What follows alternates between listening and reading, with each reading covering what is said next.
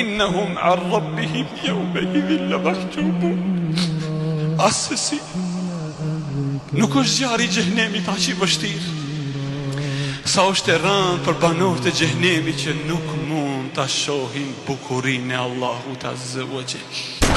Ajo është dita e pikëllimit, por nuk do të ketë pikëllim më të madh e që robi të privohen nga shikimi në fytyrën e Allahut Azza wa Jall.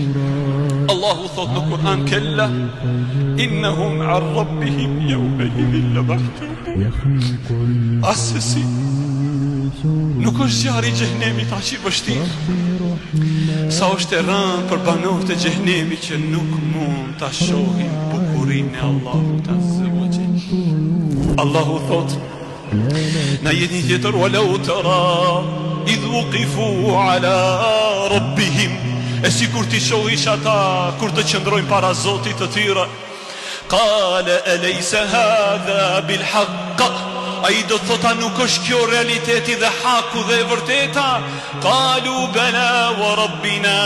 Ai njeriu i pikëlluar dhe i trishtuar do thot bala wa rabbina, po Zoti im, kjo që ka vërteta dhe realiteti. Qala fadhuqu al-'adhab bima kuntum takfurun.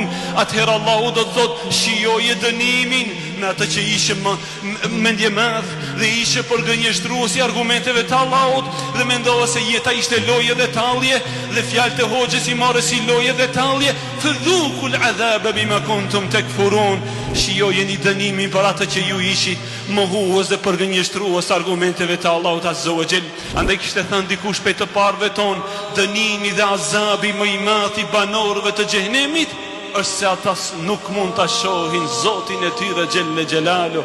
O vallahi ju vëllezër, njeriu ndonjëherë ëndëron ta sheh filan njeriu me postë të madh nga kryetarit, nga mbretërit, nga artistët, nga futbollistët e të ngjashme si ajo.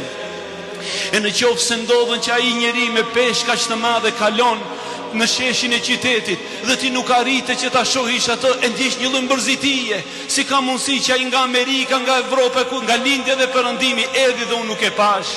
E si do t'jetë mbërzitia e njerëzve, krijuesin e tyre, furnizuesin e tyre, dhuruesin e tyre të madh. Ai që ma dha nanën nuk mund ta shoh atë. Ai që ma dha babën nuk mund ta shoh atë. Ai që ma dha shikimin nuk mund ta shoh atë. Ai që ma dha dëgjimin, ai që mi dha fëmijët, ai që ma dha bukurinë e syve të jetës, nuk mund ta shoh atë. La ilaha illallah ya Rabbi. O Allah, mos na privon nga shikimi në fytyrën tënde, ya dhel jalali wal ikram.